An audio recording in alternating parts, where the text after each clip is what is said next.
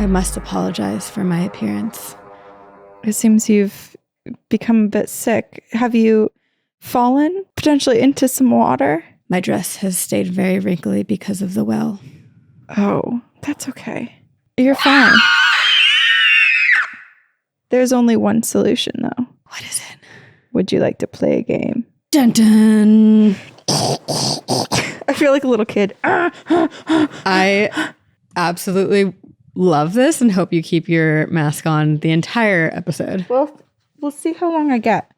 Because I feel like you can hear me semi-okay, right? I can hear you great. Your lips look so freaking weird. I need to zoom. Wait, as you talk. Let me tell you little kids about something about playing a game. Only one person comes out alive, and it's gonna be me. Oh, John. I really hope that if you're listening to this, you were so intrigued that you had to go over to YouTube, because you probably should, to understand what's happening. This is Two Girls, One Ghost. 2 girls, 1 ghost. And we are your ghostesses. That is Jigsaw. And that is Samara. Coming out of the well and saying, 7 days. This is actually a callback to your very first time spending Halloween out in Massachusetts when you dressed as Samara and we got pulled over.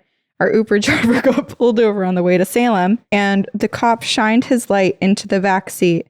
He sees me, Kylie Jenner. He sees our friend Marissa, Pretty Woman. And then he sees Samara and he goes, oh shit. I literally found that picture. Did you? I have a printed out picture from the Snapchat I think we took the moment that happened. It's so And interesting. it's that me in the back of the car with Marissa. And I will take a picture of it and we can add it into the video, because I found it. It was a great time. When I was moving, and I was like, I need to show this to Corinne. We can put it in our office when we can. decorate it. I would like to blow it up. We should do like, I have a great idea. What? Okay, you know, like when people have movie rooms and they have posters. Oh my God, yes. Should we recreate some of our favorite haunted movies? Like it's us in the posters and we put it around there. Not to be vain and like make the whole thing about us, but like I feel like that would be funny. Corinne, that is brilliant. Okay, let's do it. We don't have to assign any like time to it, but like eventually we'll just keep creating. That could be one of our holiday cards. Okay, let's choose what movies we want. Okay. The Ring. The Ring. You already have the costume. That's perfect. That's easy. Scream. Scream, for yeah, sure. That's a good one. And we have to be all the characters. Yes. Maybe The Stranger. Oh, or any Jordan Peele movie. That's true. Us. We could definitely do Us. Be us in us. Us and Us. Give us ideas. Give us suggestions. Let us know your favorite ones, and then maybe we'll recreate it. You're going to be finding long pieces of hair all over your kitchen. I know. Let's just hope that Noah doesn't need to eat, because otherwise, scary mommy's coming upstairs. Does baby want milky? Oh, baby wants milk? I was going to dress up as...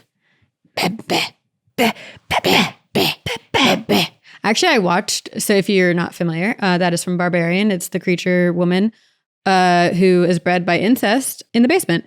And she has a lovely soul. So not to give any spoilers. Big old boobs. And big old... milky filled yams. Long. I relate to that now. Long. Someone the other day titties. was telling me that they were experiencing some clogged ducts when they were away from their baby, and that they had to have someone help like express it. And I was like, can you not just lift your boob up and suck your own boob? And they were like, maybe. And I was like, I think I'm on my way to getting there. That needs to be a clip pulled of just Jigsaw talking about putting his own boob into his mouth to express it. Okay, we'll do that. Maybe we'll get some new listeners. Are you into like dirty Jigsaw putting his boob in his mouth? Ooh. Yeah, creepy.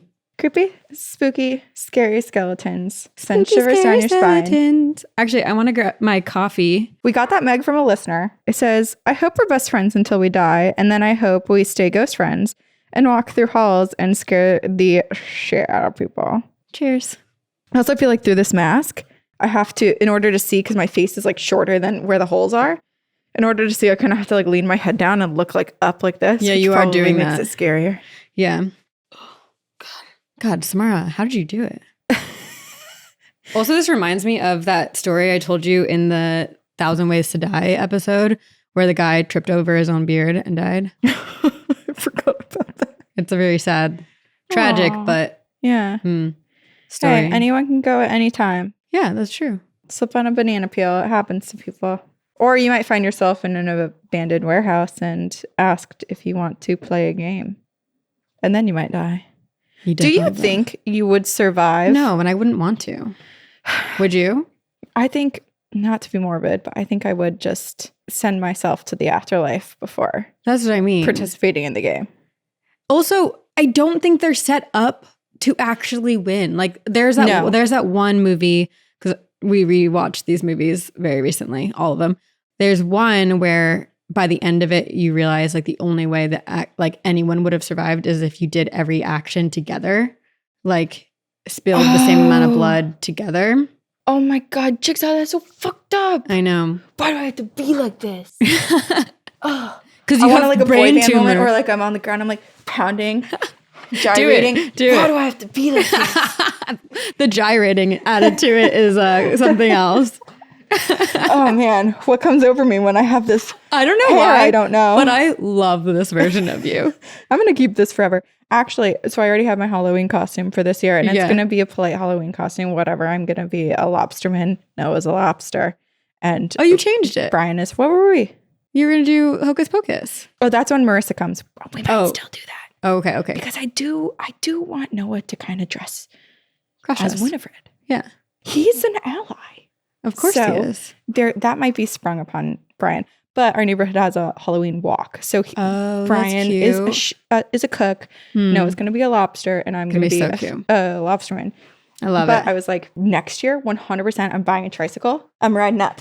Through town. Everyone knows. I'm the only one with intense Halloween decorations outside already, and they're not even that intense. They're cute. But yeah, they're very cute. They're but darling. I'm just going to get worse every year until the neighborhood kicks me out. They're never going to kick you out.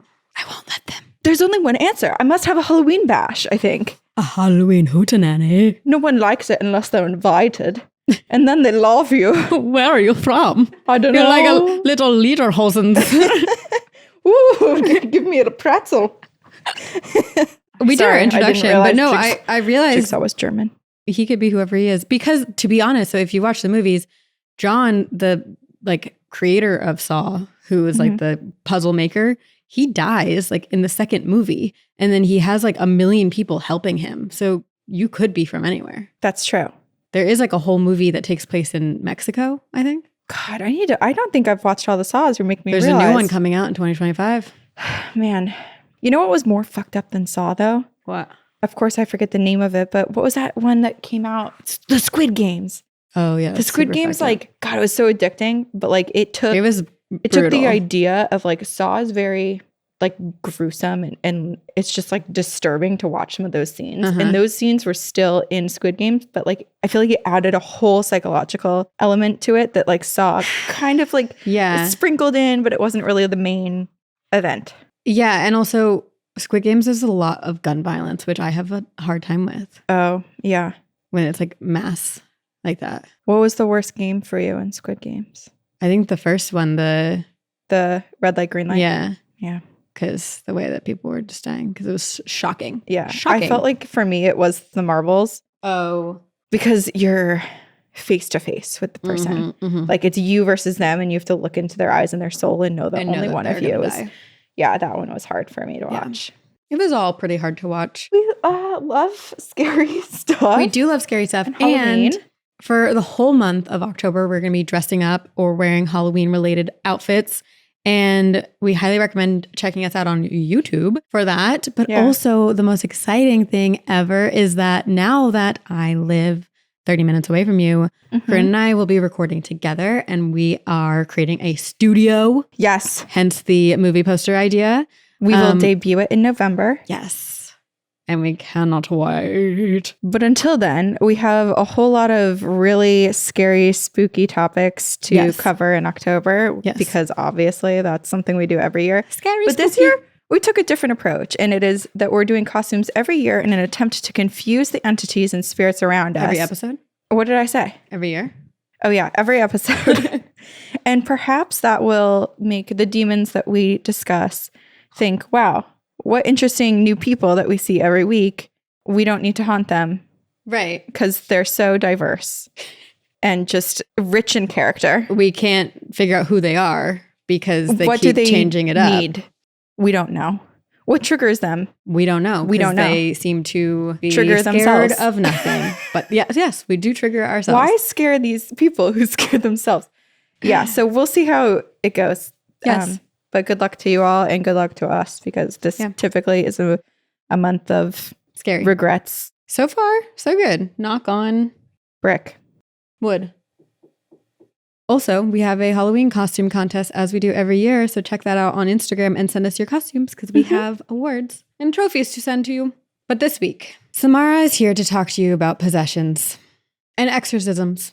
Oh, great. I think you need one. You might. Check yourself. So to begin, I have a video and I have a couple videos and photos throughout this episode. So if you want to see them, the one that I'm going to start with does have audio, so you'll be able to hear what's going on. But some of them are just visual if you want to check them out on YouTube. But if you remember, Corinne, about a year and a half ago, we spoke to two very fascinating people.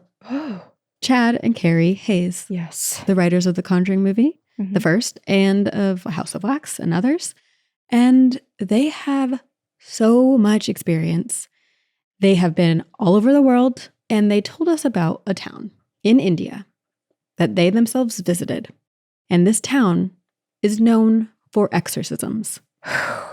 And what they said was so scary from what they themselves experienced that I remember you were like, I'm cataloging this because and we I have got to cataloged. look into this town. And everyone, I'm going to play that video now. It's a about 2-minute clip for all of you to refresh your memory of what they talked about before we go into this town and towns in India. One guy, we were in India and we're going to a place where they do two things, blessings or exorcisms. And it's a small village, dirt road, cows everywhere. And there's a priest there and we're going to go watch an exorcism. And he said, how is your belief? He goes, what is the strength of your belief? Because what you're going to see is going to test your belief. Do not look at this individual in the eye. We go up there, we go up these stairs, it's like 110 degrees out. This guy's chained to a wall, facing the sun, and he's not even sweating. And we walk by this guy, and I can't not look. Chad looks. And I've never looked into more unholy eyes in my life. I did not know what the word unholy eyes ever meant. And then we watched this exorcism take place, and it was gone. It worked. Like what Carrie said, we were both terrified of that one guy. I'll never forget that. But even going upstairs where we were able to watch an exorcism, there is a young girl, maybe 9 years old, completely just not Linda Blair possessed, but like she was giggling and she was laughing and she would do a backflip and land with her head smacking the floor. And she did it over and over and over. And her parents were like sitting around like this is nothing. They believe that when you're possessed by a spirit, the spirit doesn't allow the body to be injured. So then you have to believe that the Bapa, or what are they called, Carrie? The Bopa, I think. Bopa. They do the healings. They have the authority to take these things away. So we're witnessing another one and he goes, do one of you want to be possessed by a low-level demon and just experience what this is like? And I'll make sure I'll take him out as soon as you want him out. Yeah, and I go, well, you could do it to my brother. I'm not going to do that. Poor Carrie. And did you? No, I said you could do it to my brother. So it didn't go anywhere. That guy said, I have the blood of a jinn in this vial. I will put it on your third eye and you can look into the supernatural world of the jinn and see what they see and see them again. No, thank you. My imagination does a pretty good job of that. Right. I don't want to invite anything. Exactly. Anything. Totally. Yeah. Do you want to be possessed by a low-level demon real quick? What is considered a low-level demon is also an important question, too. It's like, well, what level of possession is this? I mean, they have plenty of experience. I think it is something that they could only quantify because they see them on a daily basis. Well, it's weird because I was thinking low-level demon, they must be able to easily be exorcised because then you can pop them in, you can pop them out. But then the more people you pop them in, aren't you training them to get more? I love that the pop it in, pop it out. Pop it in, pop it out. That's how demonic possessions work. Well, it seems like maybe in this town it is. But then I'm thinking, that's just training the demon to be more strong and probably try to grip and hold on even longer. I don't know. Maybe we only will have the answers if we travel to this town in India. Maybe. I was intrigued, naturally, after that conversation with Chad and Carey Hayes. And I would like to say upfront that I am approaching this topic with the utmost respect. And I really do not want to bastardize the spiritual practices or religious beliefs in India. That is not my intention at all. I know some people are like, you don't practice this, don't speak about it. But I think it's very informative and cool to learn about different cultures and different practices. And I'm saying it and sharing it with all of you with lots of respect and wanting to understand it. Yeah. And in a way, you're also kind of learning about myself. Yourself. I because was about to say. So if you look at me, I look white girl. White girl. Or you think I speak Spanish. A lot of people start to speak Spanish to me. And that happens to me too. I'm so sorry. I wish I was a more educated and cultured person, but I'm not. So growing up, I grew up very much rooted in my Italian heritage and background. My mom was like, you are fully Italian. And I'm like, no, I'm not. But it's like, forget about Papa. Yeah. So my dad was born in Pakistan. And when I did my 23andMe, I found out that I am 23.3 Northern Indian and Pakistani. And that part of your life has kind of been... Yes. So I didn't know I was Indian at all until my grandfather passed away in 2006. And when you look at my grandfather, you look at my family, like, you know that they are Middle Eastern or like from India. And it wasn't until my grandfather's funeral that it said where he was born. He was born in Northern India. And it said it like at his funeral, it said born in. And I was like, he's Indian? I'm Indian? So it was cool, I think, doing this research to learn about kind of my background and where they grew up. My grandmother and grandfather grew up in India, moved to Pakistan where my dad and his siblings were born, and then they moved to Oman. Anyway, I've never been to India. I thought this was really interesting. And also as a spooky booch, I was like, okay, towns that do exorcisms, yes, please sign me up. Yeah. So practices in India vary from region to region. They are very ritualistic. And they're traditions that have been upheld for generations and are deeply rooted in spiritual beliefs. A lot of the stuff that I found in this episode is from sources that either people who live in India or sources that have visited these towns and gotten information, because it is hard to find. Yeah. Like, you can't just Google it the way that you would Google the Conjuring house, because a lot of these traditions are passed down through generations or through word of mouth, and they're not, monetized and put out in the world like the Western world does with hauntings like the Conjuring or possessions that we've talked about on the podcast. And especially if it's such a big thing that's like ingrained in that culture and spiritual beliefs, it's probably something that is not really thought of as like so wild that they need to write a travel blog about it. Exactly. And they're not trying to attract tourists per se. I mean, a lot of these towns do have a lot of tourism, and there are a lot of people who will travel here just to see it. But majority of the people who travel here are going and seeking aid and help. There are many towns and places in India that are known for practicing and performing exorcisms and cleansings and ritualistic spiritual practices like that. But I wanted to look into the town that Chad and Carey had mentioned, which is called Chogan. And as I was researching it, I was so blown away by how many temples there are, how many towns there are, how many places there are in India throughout the entire country that have their own version of this. So as some background, India is a country in South Asia and is the 7th largest country by area, and religion is a very important part of the country's history. Hinduism is the dominant religion, and beliefs in the paranormal and supernatural do vary in India, as it does worldwide. But in a 2018 survey, it was found that 79% of Indians believe in spiritual entities, including ghosts and spirits, indicating a strong inclination toward paranormal beliefs.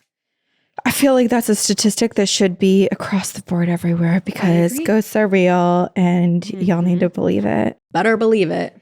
I don't know why I said butter. You better believe it. Butter my butt and call me biscuit. That's a real saying. I didn't make it up. Yeah. Butter my butt and call me biscuit? I think so. I don't know what it means, but okay. I swear I saw it on a doormat somewhere. I believe it. And so a lot of people in India grow up hearing ghost stories. There's a lot of superstitions and beliefs. And my dad even told me, and I think I've told this on the podcast before, but the belief in Jin, because that's one of the types of spirits that they believe in. But he had a lot of experience with Jin in Pakistan as he was growing up. And there were, what are those trees called? The one that's in Hawaii? A banyan tree? Banyan trees are said to house Jin spirits. And my dad was taunted by some on the street he grew up in. There is belief that these various entities, Jin, ghosts, and booths, all have the ability to possess a human soul. Which brings us to our main event and the topic of this episode, exorcisms and possessions in India. From a quick Google search, there are hundreds of temples that are believed to be sacred and sites for spiritual cleansings, ranging from healing to exorcisms to ritualistic practices. So there are some people who go to these places for health because these temples or these sacred places are said to have power and ability to cleanse, not just demons, but humans. So there are a couple other places where I wanted to just like briefly mention them to give them little shout outs. And then I'm going to talk specifically about 2 towns. I also made a pronunciation key for myself as we go through this episode. If you've listened to any of the past 7 years, we try, but it doesn't mean it's going to be right. Okay, so Sri Koshtan Bhanjan is in Gujarat. It's a place where people pay homage to Lord Hanuman and seek relief from bad spirits. It is believed to have the power to dispel haunting spirits and banish evil specters. And then there's Kali Mandir, which is dedicated to a goddess Kali, and this temple is famous for rituals aimed at exorcising evil spirits and protecting devotees from harm. There is a temple in Maharashtra dedicated to Lord Shani, which is Saturn, Lord Saturn, and many believe this temple has the power to ward off evil and cleanse negative energies. There's also a temple in Assam known for its powerful Shakti, which is a female energy. Ooh. And it's associated with tantric practices and rituals, including exorcisms, again, aimed at dispelling negative energies. Point being, there are so many places, temples. It's so weird not being able to look in your eyes. I'm looking. I'm like, I know you're looking at me, but those aren't your actual eyes. And spiritual sites known to practice exorcism rituals and ward off negative energies. So let's begin with Chogan. This is the town that Chad and Carey Hayes shared with us. Chogan is a small village in Madhya Pradesh. It's in India, kind of like central, close, more northern. There's a photo of the map on YouTube. It is known for its role as a center for exorcisms. The entire town is dedicated to the goddess Kali and is a place where people seek relief from possessions through rituals. This town is really small. It has a population of 2,000 people spread over 300 houses. And the locals are often seen wearing white. And it's not necessarily because it's a cleansing, but they see white as a color of peace and progress. Oh, that's lovely. A lot of these buildings are also blue. I don't think the color blue specifically has anything. Actually, it might, because there's a whole thing about ascension to heaven and like spirit and sky. And there are these ladders erected in the town that are supposed to symbolize like stairway to heaven. Oh, interesting. And so I wonder if the blue is like the sky. Yeah, the sky. It is interesting. I feel like blue is one of those, it's like blue and white. Oh, I've got hair in my mouth. Somehow it went through the mask. Blue and white, I feel like, are those colors that keep coming up time and time again when it comes to like cleansing or even like warding off evil. Like if we think about the Gullah culture, right? And blue being something to like trick the spirits into thinking that it's the sky and to just like disappear and not come into the home. It makes sense to me. And I will say these exorcisms and rituals are not what we see in like US films. It's not necessarily like bending all over, flipping and breaking bones and screaming and vomiting everywhere like in The Exorcist or, Exorcism of Emily Rose. Yeah. These exorcisms are deeply rooted in faith and practices that have been passed down through generations. So there are kind of like what Chad and Carey said, like they witnessed this little girl doing like backflips. And they saw the man's eyes that seemed so unholy. And there are definitely elements of that. And there are people, especially the second place I'm going to talk about, there's some very intense things that people have seen and reported. This town seems a lot more, one, less touristy. Are you unmasking yourself? I think I'm breathing in too much carbon. I think I was getting a little... Now it's your hat. You've still got the hair. Starting to get a little dizzy and have a little bit of a headache. So I thought...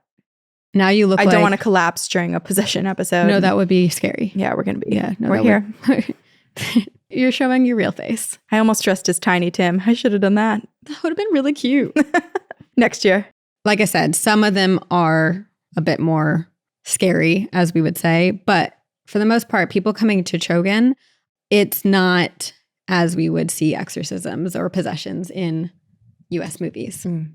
In many tribal cultures of Madhya Pradesh, the distinction between the physical and spiritual realms is often blurred. Illnesses may be attributed to spiritual disturbances or deities being displeased, leading to the belief that exorcism is necessary for recovery. So, they think everything is very rooted in spiritual practice. Mm-hmm. So, if you're sick, yes, medicine could be employed, but also perhaps there is a spiritual cleansing that needs to coincide with that. Yeah. So spiritual healers, who are often referred to as shamans, ohas, doughboys, perform exorcisms in this town. And they have gone through rigorous training and are believed to be able to communicate with spirits. There is one man who I will talk about in Chogan who was born into this. His grandfather and his great-grandfather and great-great-great-great-grandfather were all shamans and practicers of exorcisms. Cool. So he truly was born into this. Wow. That's also a little scary to be born into it, because not only can it be a very scary thing to open yourself up to, but it does already feel like with each generation, I'm assuming the job gets harder because you have a stack of energy that already has a vendetta against your parent, and it that's probably, interesting. You're already maybe a little bit targeted by everyone who came. Or do they fear you? That's true. Because you have the power of all your ancestors. Yeah. Oh, that's so witchy. It is. I hope they hold hands in a circle and dance. Well, they do use simple tools. So, in U.S. exorcisms and possession cases or movies, we see priests with Bibles and holy crosses and holy water and repeating Latin phrases. Here in Chogan, they use simple tools like a feather broom and temple ash, along with chanting mantras, performing sacrifices, and invoking the protection of local deities to drive away the dark and malevolent forces. Only occasionally are chains used, and they're only ever used if a possessed person is exerting dominance or aggression. Mm. Otherwise, they do not use any type of restraint. And community is a huge part of these practices. So when someone comes for an exorcism, it's very important that they call upon friends and family. And if this person does not have them, the community and townspeople come together and really take part of these rituals. That must feel so good too, because when you go through a possession, the whole thing is just months and months of isolating you. So that must feel so powerful to have all these people just so willing to give you everything. So this is a video of what it looks like.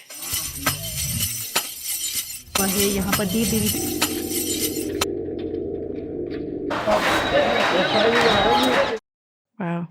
I'm so curious too, the people that wander around, Chad and Carey were talking about, seeing the person whose eyes they felt were unholy. Yes. And just the amount of people that are just walking around, wandering around possessed. I am curious if it's one of those things where people are just wandering around like that, or as soon as someone starts to experience that, if they're kind of flooded by people coming to help them. I think it depends. Yeah. In this town, I want to say no, but I don't know for a fact. Right. But what I read and what I saw, it does seem like often people who are in need of an exorcism will come with other people. They are accompanied by people. Yeah. But there are some who just are there by themselves. And imagine being. I know. Well, no, I was just thinking about the people that are flight attendants and pilots on all of the planes that go into those towns. How scary. I mean, they are probably pretty rural, so I don't know if they would. But yeah. So there's one article that I found, and I am including sources at the bottom of the description if you would like to visit any of these to learn more. But it details the rituals conducted specifically by the Gond tribe of this area. And throughout the temple and town, you'll see many ladders which symbolize spiritual ascent. And this article also highlights Ramesh Parthi, a 4th-generation exorcist who has been practicing these rituals for more than a decade. He claims that his abilities were inherited, and it's something he just got from his father. It came to him naturally, and he assists individuals who are believed to be possessed and acts as a medium for the goddess, who is the true source of power. So he's a channel. He's a medium. Yeah. He is basically a vessel for the goddess to do her good work. That's incredible. You know what I hope too? I hope that with these families or with these individuals that are like born and know that it just comes with them, I have this idea in my mind that this is the job that their soul has always been assigned. Ooh. So with every single life, they come back and they're just more powerful and they just continue to reincarnate as this individual that fights evil. Well, that's sick. Should we write a movie about it? Yeah, let's do it. He was the one who said like the tools that he uses. And it's almost like flogging a little bit, like the feather broom. And in the video you saw he was using, and that's not Ramesh specifically, but there's like the bells and like metal that they're kindly like placing and brushing almost on the back. Yeah. And they chant mantras. And at Chogan, it is believed that over 7 deities reside here. So it is called a district of goddesses, which I think is beautiful. That sounds so nice.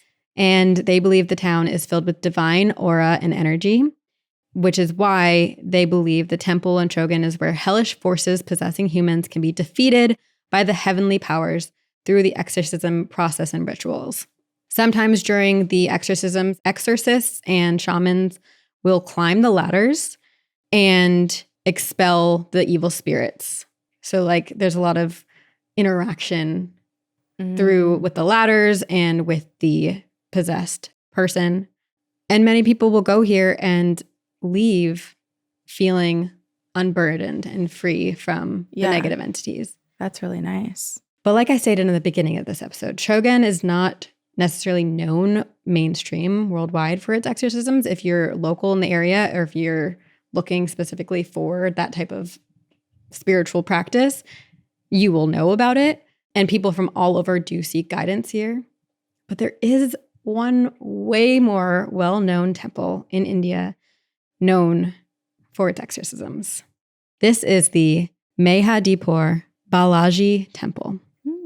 And this is located in the Dausa district of Rajasthan, India. So this temple is one of the most famous and mysterious temples in the country, especially known for its association with exorcisms and spiritual healing. This temple is dedicated to Lord Hanuman. He's also called Balaji in this context. And Lord Hanuman is believed to have the power to rid individuals of demonic possessions, black magic, and other malevolent forces. And this is what the temple looks like. Oh my gosh, wow. But the entire town can be seen filled with people who are said to be possessed, in need of cleansings. Oh my God. And it is more of I wouldn't say tourist is not the correct word, but it is like almost a place that people pilgrimage to. Yes. And travel to for spiritual cleanses, practices, or just like a aid. Yes. It's interesting too, because that temple, I mean, obviously I haven't been there, so I don't know what it looks like, but it looks just so beautiful and grand and cheery, but it's also multiple levels. So I'm almost picturing it as this place where like if you stand on the top level, you can see out into all the streets of the town and just like witness all the people who need help. I'm going to show you a video in a little bit that is a bit unsettling. I do want to shout out a YouTube channel and / podcast that I got so much of this information from. The YouTube video is from Desi Studios, and they're called Boot Busters because one of the spirits known in India is a boot, BHOOT, and Boot Busters, like Boo Busters almost. It's a duo, a man and woman, and they live in India and actually went and visited the Balaji temple. And so the whole video, they even do like a paranormal investigation at night. It's terrifying. Oh my God. But I highly recommend watching their video. There's so much information, but we can link it. I have show notes. Yes. Perfect. It will also be linked in the YouTube video. Click here if you want to watch that. There's even, and I won't share this because it's not my story, but the guy in the video has a personal connection to the temple where his cousin was possessed and went to this temple for an exorcism. Yeah. Damn. I wonder the details. I wonder if it worked. It did work. Okay, good. Yes. That is all I'll tell you, but it's not my story to share. Similar to the Chogan temple, the origins and histories of the Balaji temple are not well documented and have been passed down orally, but it is very mysterious. and believed to be rooted in paranormal spiritual origins. The temple was built in the 19th century, but the deities within the temple and the lore of the temple date far further back. Wow. So I'm going to use the one version of the origin story that was spoken about in the YouTube video I just mentioned, because they seem to be the resource and they got that story from locals. So I'm going to share that one. Got it. Okay. The story begins before the temple was ever constructed. It begins with two deities. Pretraj, the king of evil spirits. He was said to have wreaked havoc in the town, cursing passerbys with mental afflictions and sending evil spirits after them.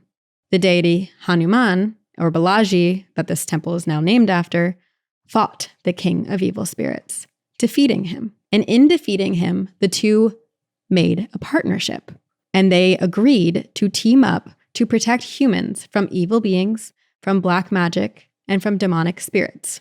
With that as background, now comes the legend of the temple itself. So these two deities have teamed up.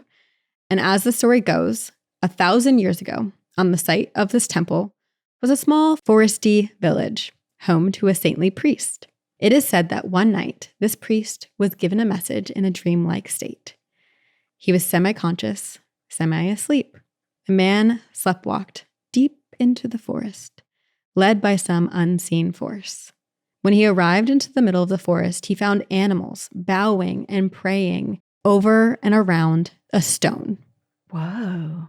But then, with a closer look, he realized it was not one rock, it was 3 rocks. And from these 3 rocks, 3 deities emerged, one from each rock. A fierce form of Lord Shiva, Pretraj, the king of evil spirits, and Lord Hanuman, Balaji. When the priest awoke from his dream state, it said that the child form of Balaji himself, which is a common thing, I think the Lord Hanuman appears as an adult form or a child form. In this experience, it was a child form. He stood before the priest and commanded him to build a temple around the 3 rocks, the idols. And so the priest did. And it is said that those very same idols and rocks are seen in the temple today. Regardless of the lore behind the origin of the temple is ethereal and a very powerfully spiritual place. It is said that, similar to the West, utilizing the cross as a symbol of, anti-evil and summoning strength of God, they do that here at Temple Balaji when you summon the strength of Lord Hanuman himself. Wow. So okay. Lord Hanuman is like the symbol of the cross equivalent. Whether you're religious or not, you can turn to this deity for protection against evil or to keep ghosts at bay. So it's similar to like how you and I would not say we are Catholic, although we grew up in the Catholicism religion and we were confirmed and all that stuff. Right. But like I find myself like pray to God sometimes because that's the term that I've known. But that's the same thing. Like you don't have to be religious for you to turn to Lord Hanuman for help. Yeah. And we don't know who's listening, right? Like when I say my wishes to the universe, like maybe this is who's listening. That's true. We have no idea. We have no clue. We have no idea. So after the construction of the temple, the deities had a place to keep the evil spirits at bay, trapping them within the sacred walls of Balaji Temple. So basically, when the king of evil spirits and Balaji teamed up, they were like, okay, well, now we need a place where we can actually trap the spirits. That is why... Yeah, Ghostbusters. In a vacuum. Exactly. But now it's a temple. So that is why the temple was built. That's why they had the priests build it. Today, the temple has a reputation as a center for exorcisms and the ability to defeat evil forces. There are many spiritual healings and rituals performed here, exorcisms, offerings, tantric healing, and more. There was a study in 1981 that 80% of visitors who come to Temple Balaji are from an urban background. 80% are educated, and 82% have attempted to seek relief through medication or traditional medicine prior to pilgrimaging to the temple for spiritual intervention. Exorcism rituals often involve the possessed person reciting prayers and making offerings to the deities. It is very common here to see afflicted persons exhibiting intense physical signs of possession. Which in that video you showed there was like that guy against the wall kind of. But I'm going to show you another video in a moment that is a little bit more intense. Okay. Screaming, violent movements, self-harm, inhuman actions. The use of flogging and sometimes beating are used to rid the evil spirit. It ranges and can be a very overwhelming sight to see. The two boot busters were there themselves, and there are some clips I'm going to show from that video of theirs, and they were very overwhelmed by it. Part of the ritual involves putting the possessed person into a trance, and in this trance, they sometimes speak in tongues or switch between the voice of their own and the voice of spirits. So here is a short video. If you're listening, you won't really know much of what's going on.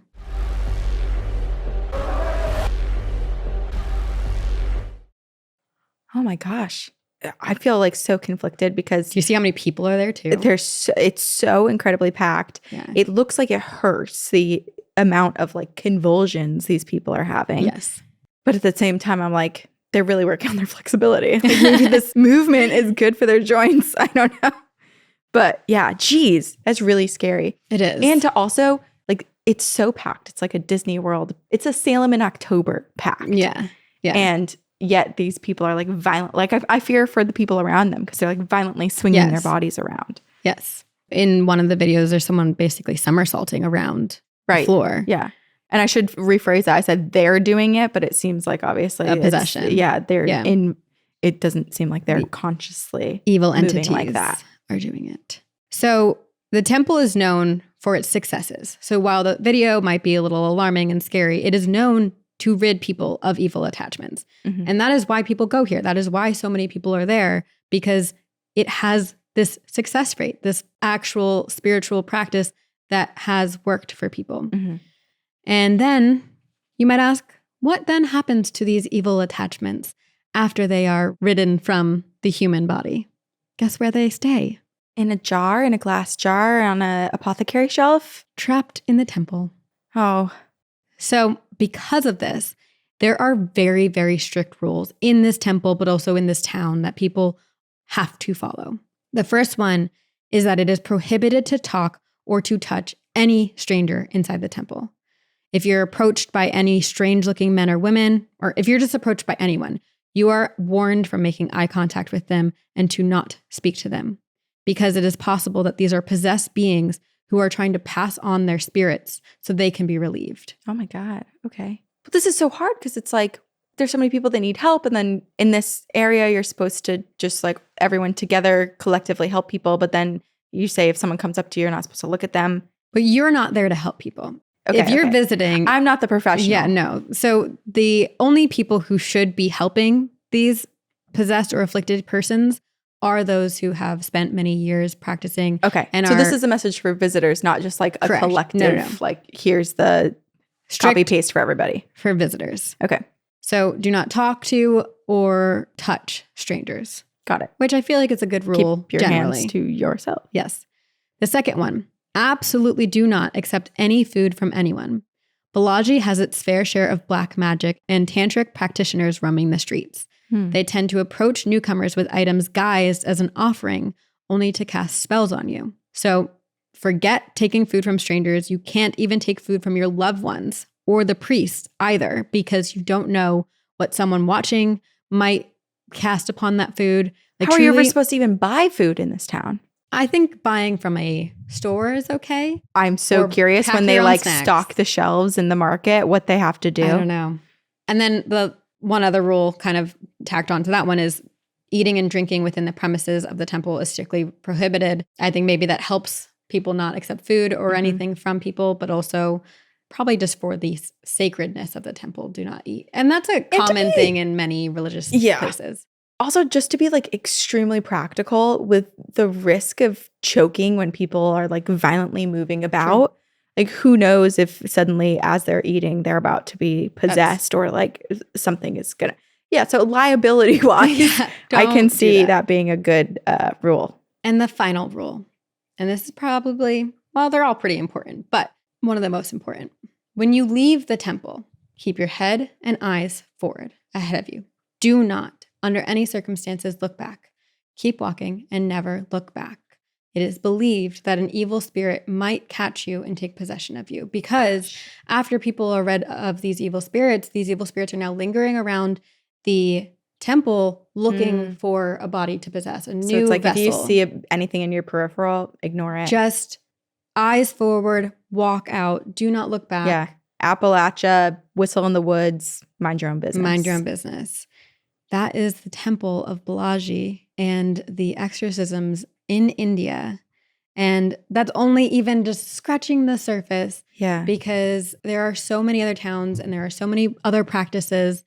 But there are a lot of places in India that are known for successfully ridding evil attachments and then homing those in temples. Which is at least they have a home. Like, we know where they're staying, that they're supposed to be. Yes. They're not supposed to really follow you home if you follow all the rules. No, they are not supposed to follow you home. And I mean, people say even just entering these towns, it's this weird thing where, and I've never been, but you feel the heaviness and you also simultaneously feel this like ethereal lightness because there's such strong goddesses and deities who have spent eternity protecting or banishing evil. Right. But then there's also hundreds, if not thousands, if not who knows how many evil spirits stuck there. I'm also curious if they have a busy season. Interesting. If there's around some of their holidays and like sacred times, if there's way fewer people because there's just so much like prayer and energy being put out that it's kind of like diluted, or if like or is it more popular because that's when the energy is more powerful that they can rid the darkness. True. I have no idea. But like I'm thinking about like Halloween, the veil is thinnest on Halloween night. And yes, things come through. I wonder if there are if they could like mark certain times that it seems like people are more afflicted. Right. I mean, I would love so badly to communicate and speak with someone who is trained and performs the exorcisms and rituals here because the knowledge that they must have and the spiritual richness like is probably so beautiful to experience. Yeah. I don't know. I feel like there's an acceptance of spirituality in India that is almost like it doesn't matter what you believe in. If you believe you need aid, they will help you. Yeah. And they can help you. Right. I just think that's like. Yeah. And of course, there's like, depending on where you are, there's different cultures, there's different religions. There was a story from the Bootbusters. They were staying at a hotel and the room next to them was a family with a possessed relative. And they like heard a lot of noises and stuff throughout the night. But at the end of their trip, the family was like checking out and the family member was like relieved and like almost seemed like a completely different person. Which I think is beautiful. That is. Like, that's what I want filmed. I want like I know. It's like what Chad and Carey were saying where like they went and saw this in person and it's like, I am tempted to want to go do that, but it also sounds scary. It does sound scary. And it's also hard because it's like the filming of people possessed. It feels like you're filming them in their absolute worst moments and most vulnerable moments. Yeah. But I want to hear the sides of the story like when they come out of it. I want to see like what happens right after. Like I want the video of them coming out of, it's like the American Idol audition where they come out of the studio and they're like, that comparison. I'm going to Hollywood. Yeah. Like I want to see that joy and the relief. Right. I want to see them feel free. That's why I, as much as I love our format of the podcast where we sit in our home and regurgitate information that we found from online and from other sources, there's a part of me that would love to take it on the road and interact with people, interact with places and spaces and see it firsthand. Right. So call us, Netflix. Call us, Travel Channel. We want to do it. So fly us to your home and we'll show up looking like this. And we'll answer the door to strange people in masks. Strangers. That's terrifying. I hate The Strangers so much. One of the worst movies. Isn't it based off a true story? Is it? I don't know. Most affected me in terms of the last line of any movie. You were home. Because you were home. Never forget. There's a new Strangers that came out with one of the girls from Riverdale, the redhead. Madeline. Yeah. I can't remember her last name. And apparently there's a part 2 coming out soon. Okay. I'm like, do I watch it? Do I not? Because the first one. It's not as scary as the first one, I will say. Okay. But then I need to separate it and pretend like it's not related to the first one so that I can watch it because I don't want to feel the pressure of enjoying it as much as did I enjoy the first one or did my entire family not sleep for like 3 years? Probably that. We have the movie poster in our basement. I was going to say we could recreate that, but they're just wearing masks. So they're just wearing masks. We could just put it on the wall. Yeah, exactly. It's us. That's a very, very small example of exorcism practices in India. Jeez, my gosh. Yeah. Well, it sounds extremely scary. I'm glad that those places exist for people because there's certainly nothing like that around here. No. So hopefully no one ever has to experience that. But if you do, at least you know that there's a place for you. Our kitchen. Let me whip off my glove. Now I'm like Michael Jackson. If I just take off the tie and I have the one white glove. It just reminds me of in Step Brothers when they go to interview and they're wearing full tuxes. Oh my God. That's hilarious. And they're together. Hey, ladies. Hey. Just thought I'd share my crazy story with you. Crazy. Okay. I absolutely love your podcast. Who is this? Do we know? Mandy. Okay. This is Mandy. Hi, Mandy. Hi, Mandy. It's what starts my day on. Geez, sorry, Mandy. I'll save you. If you come to my warehouse. And play a game. If you win the game. That was actually pretty good. Whenever I do it, like 2 voices come out of me. It's so weird. It does. Mandy. You too. We're both There's 4. possessed. There's 6 of us here. I absolutely love your podcast. It's what starts my day on the way to work and ends it on my way home. Your entertaining stories are the most perfect sandwich to my daily to-dos. Thanks for being so awesome and keeping me company on the road. Anyway, here's my creepy story. I rarely talk about it because it makes me sound like a wackadoodle-doo. It's pretty long, so get comfy. Here goes. This is a content warning for suicidal ideation and sexual violence. When I was 12, I played with a Ouija board. I know. I was a kid and obviously I didn't know any better. A group of girls and I were having a sleepover and we decided to pull out my friend's board. We asked it some questions. We contacted a being that seemed nice. And when we asked it who it was here for, the board said it was visiting me. We asked it for a name and it gave us a name that nobody else could have possibly known would relate to me on a particular level, as it was a rather unusual name and I'd never mentioned it to any of them before. I for sure knew that this was legit. Come to find out many years later that this thing had attached itself to me and was going to torment me for years. Oh no, Mandy, I'm sorry. I know. Oh. I started suffering from severe depression and even tried to take my own life at the age of 13. I stayed in a mental health unit for a little over a week, and around the same time was when I started to inflict self-harm. Many times I'd do it and not even really exactly know why or what brought on these feelings to lead me to do this, but years later I learned about empaths and the INFJ personality type, which explains so much more about me and my beneficial and oh so frustrating ability to pick up on other people's energies and feelings. Mandy, I get it. I'm an INFJ too. Are you? Yeah. I'm an ENFJ. We're kind of close. We are very close. Yeah. The only thing that separates us is introvert, extrovert. Yeah. Oftentimes without even realizing it. I guess this entity was able to play off that ability, and the older I got, the more I felt its presence.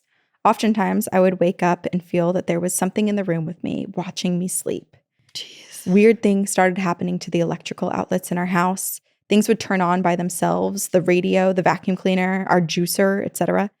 I also would wake up and my alarm would go off and I'd feel this heavy, damp, weighted blanket feeling like it was covering my entire body, and I could see with my third eye and like feel this dark gray and black energy just swirling above me. I'm not gonna lie, that's how I felt this entire day we've been recording today. Oh God. No, that was mean. What were you gonna say? I was gonna say, I hope you bring it with you on your way out the door, because I hope it stays with you. But I don't want you to be on it either. Well, I hope it just, moves on. Maybe next episode you'll be performing an exorcism on me. Similar to storm clouds or the way that cream looks when you first pour it into tea or coffee. That's what it looked like, that weird expanding swirling. Oh. I would also sometimes hear voices when it was quiet enough, usually when I was driving to work or class in my truck. And they always sounded far away enough that I couldn't really ever make out what they were saying. I couldn't understand them. I would try to talk about it in my late teens and my early 20s to my friends that I felt close enough with, but nobody ever really seemed to get what I was talking about. That's so sad and isolating. And especially if the sound is like close but distant and you can't really hear what they're saying, that's also isolating and confusing. And it's also scary if it starts to get closer and closer over the years. Like it's coming for you. Yeah, don't like that. After a while, I just didn't talk about it at all and really hardly ever talked about it because I felt very judged and uncomfortable. No one understood me. Cut forward to my post-school years where I started my business and I ended up going to a large spa conference in Vegas with all of my coworkers. A spa conference? Yeah, what's your job? I want to go to Mandy, a spa do you give conference. us massages? I want a head massage. Ugh.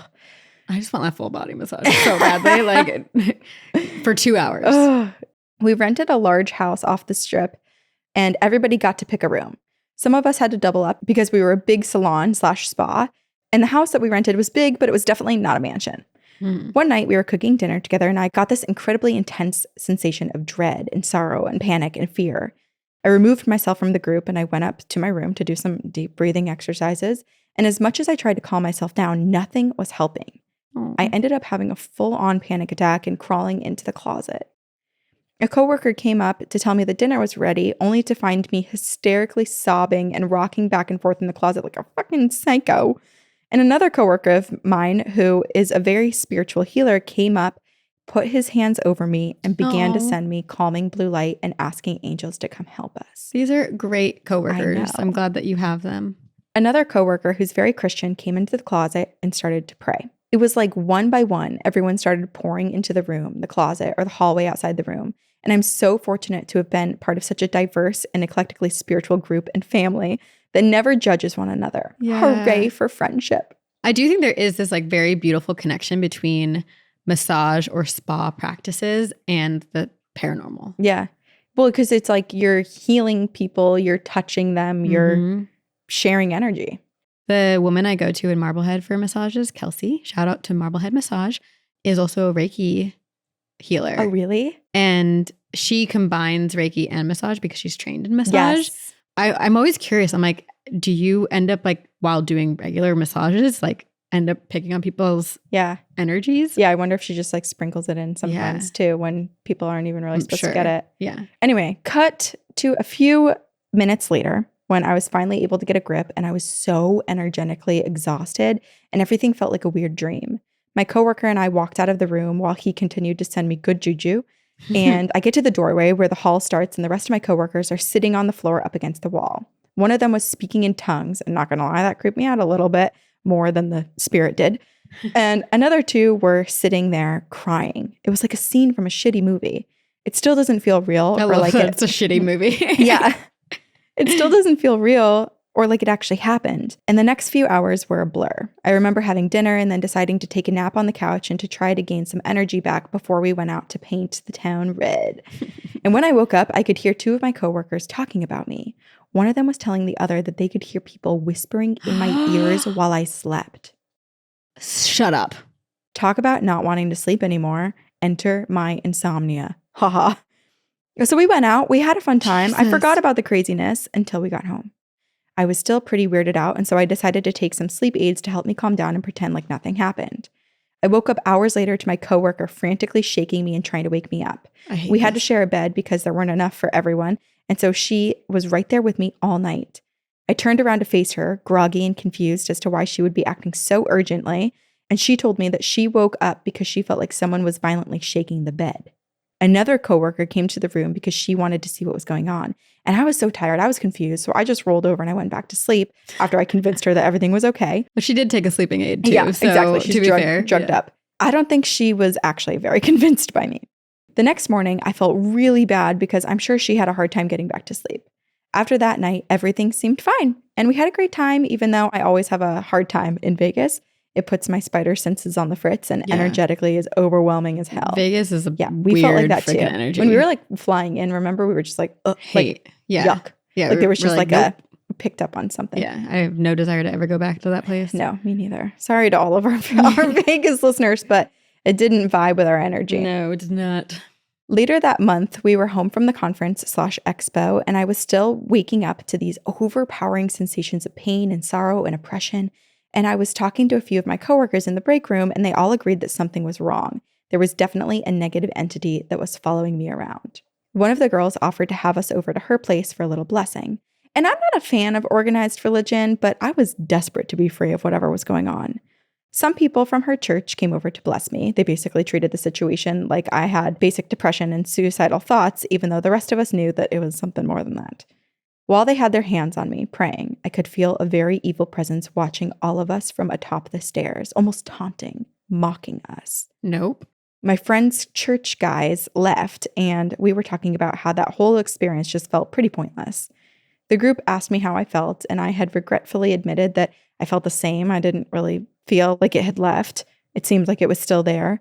And when they asked me where, I pointed to the stairs and said up at the top. And some of them agreed. And then randomly, one of my super hippie coworkers grabbed my arm and started begging me to figure out how to deal with this, because she said that while those guys were at the house praying over me, the entity whispered in her ear to R-word me. I'm not kidding.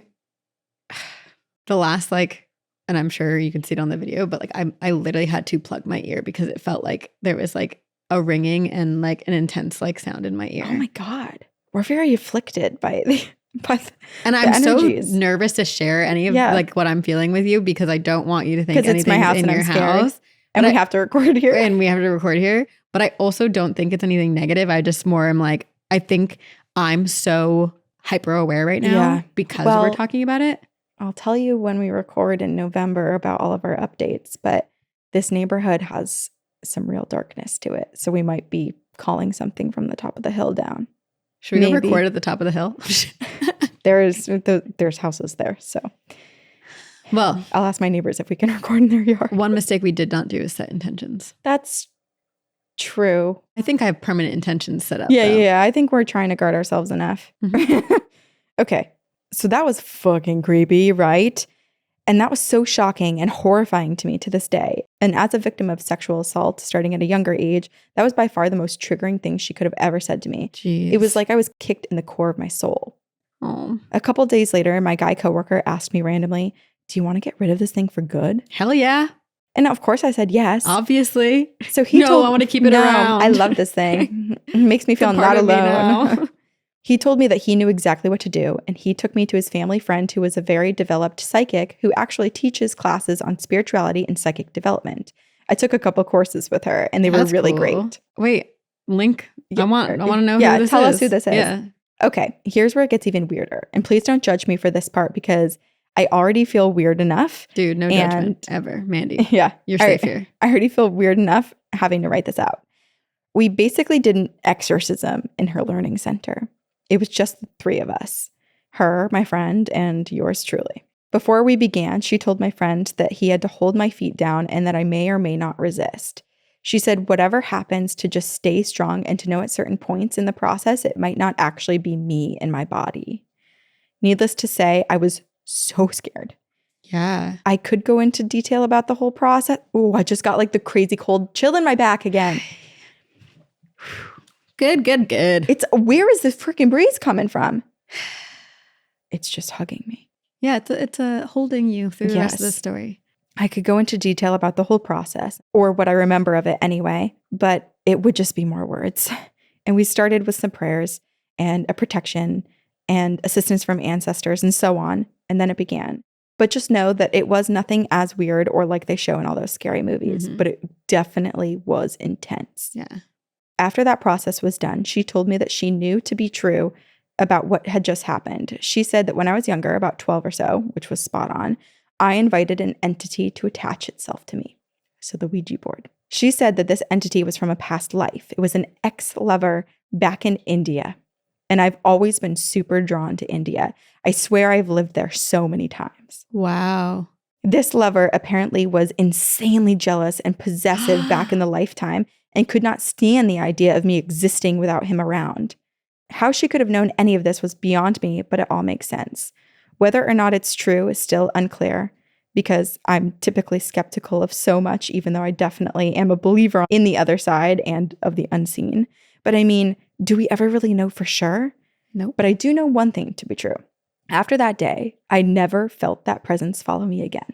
Oh, thank God, Mandy. I know. Sometimes I do feel other presences and I still experience some weird paranormal things here and there, but this story is by far the most intense and freaky. So there it is. That's one story. Hopefully you're able to make it to the end without having to get up and stretch for a snack. Keep sharing your amazing podcast with all of us out there. You guys are great. See you on the other side. Mandy.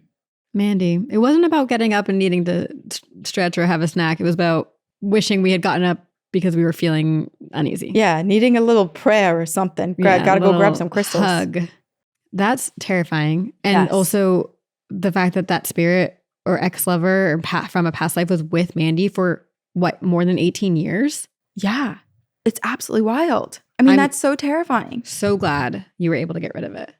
I'm No so one sorry you had to deserves go that. through Yeah. all of that, like just with the mental Everything. health toll, the physical stuff that it came with. Like that's just so heavy and so much to carry. No one should ever have to experience that. No, and I hope no one does, but I know that a lot of people do. And it's just, I think the silver lining of this is how many people and what an eclectic group Mandy had that was there willing to share what they had in their arsenal and their toolbox. Like one after one kept coming up to the room and giving protective energy to Mandy is the most beautiful. It's this weird, like if this were a movie, it's almost this like mirroring moment from like the Ouija board with a bunch of 12-year-old girls where everyone's giving energy, but it's a little bit like scary. Yeah. And then this moment that led to the closure of the story of all these like adults coming to in. protect you. And it's also so interesting too, because like some of it was very unprovoked. It was like just someone, like everyone's thinking about her and thinking about ways to help her, even when she's not actively asking for help or even in the room with them. Right. Like they just see her and they're like, I need to do this for you. Yeah, I need to help you. Well, those are some good people to have in your life. Sounds like you should keep them. Keep them, get rid of creepy past life possession person following you. Also, I realized I could do this. Oh, wow. I love that. A Samara hair scarf. This feels like very Moira Rose of you. Oh, like I feel like she would wear one of her wigs as a scarf. Samara/Moira. The croning. The croning. Well, that was terrifying. But also, if any of you have been possessed, let us know. And we know someone who was possessed. Not personally, but in next week's episode, we have yet another possession case for you. Lovely. And we can't wait to talk about more scary stuff. And we will definitely do some intention setting. But maybe not next week. No, but like we've already recorded maybe and forgot. You should all do some intention setting and then we'll pretend we did it off screen. Yes. Yes. Email us at twogirlsoneghostpodcast@gmail.com. If you want to watch these episodes, we have a YouTube channel where you can watch if you want all the episodes ad-free 1 week early and some bonus content, additional episodes, etc. You can check out our Patreon. It's really fun. We have one tier, so everybody gets everything if you join. We also have social media, so you can follow us on all of those pages. You know the spiel. You do know the spiel. Thank you so much to our editor and producer, Jamie, for making us sound like we know how to pronounce things. Hopefully a little less clunky and than less how we feel. Yes, because I do feel a little uneasy right now. Oh, okay. Well, we're going to go caffeinate ourselves, bathe ourselves in some holy water. I have some on the counter, actually, from Fatima. Perfect. Brought over by my mom the other day. I love that. So, and I'm going to go to our P.O. box. And Salem. We've got plans. We've got things to do. We've got things to do. Protect ourselves from dark things. And prepare for you for next week. I don't know. Wow, our voice is going. But anyway, we love you. Happy hauntings. Happy October. And we will see you on the other side. I really need to do this.